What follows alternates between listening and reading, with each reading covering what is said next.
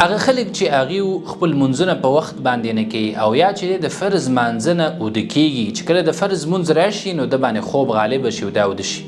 نو هغوی ته چې ډېر لوی خطر متوجه دی. په صحیح بخاري کې حدیث دی، رسول الله صلی الله علیه وسلم خوب ولیده، په دې کې چې یو سړی ولیده چې هغه کاڼی راغسته او خپل سر یې پرې واهه، خپل سر یې چې دی هغه ماتاوه. نو رسول الله صلی الله علیه وسلم ته وویلی شه انه الرجل یأخذ القرآن فیرفضه،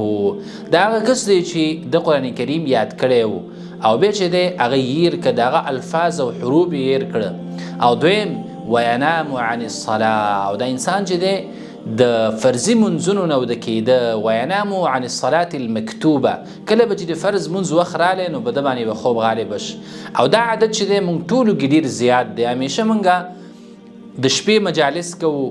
او ته نیمو شپو پورې ناستې او کله چې د سهار لمونځ د لږ غوندې وخت پاتې شي نو بیا چې دی خپل مجلس ختم کو او بسترو ته چې دی هغه لاړ شو او د سهار منځونه همداسې موږ نه پاتې شي، او یا نور منځونه چې دی قصدن او عمدن د هغې په وخت کې اوده کېدل، نو دغه ټول خلک په دې کې شامل دي.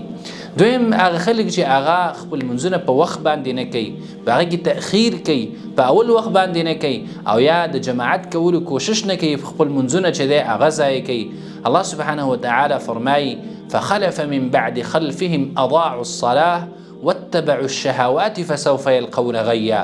راغله وروسته د دیونه ناکاره نایبان چې هغوی به خپل منځونه ضایع کول، په وخت باندې به یې نه کوو، تأخیر به یې پکې کوو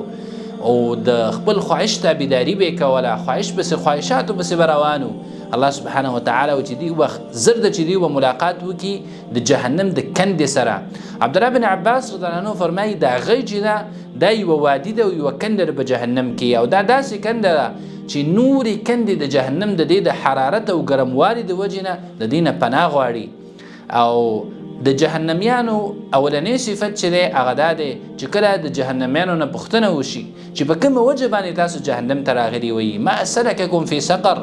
هغوی به څه وایي قالوا لم نک من المصلین، موږ د منځګزارو نه نه وو، موږ منځونه نه کول. نو اولنی صفت چې هغه ذکر شوی دی د اهل جحیم والا هغه دا دی چې هغه منځونه نه کول. محترم ورونو، مونځ چې دی دا د اسلام دویم رکن دی او د یو مسلمان دپاره ډېر زیات اهمیت لري، او هر کله چې درکې سستی رااله نو د احادیث او د آیات چې دی آیاتونه خپل مخې ته وړاندې که او د الله سبحانه وتعالی نه توفیق وغواړه او کوشش وکړه چې خپل 5 وخته مونځ چې دی هغه په جماعت سره ادا کړي.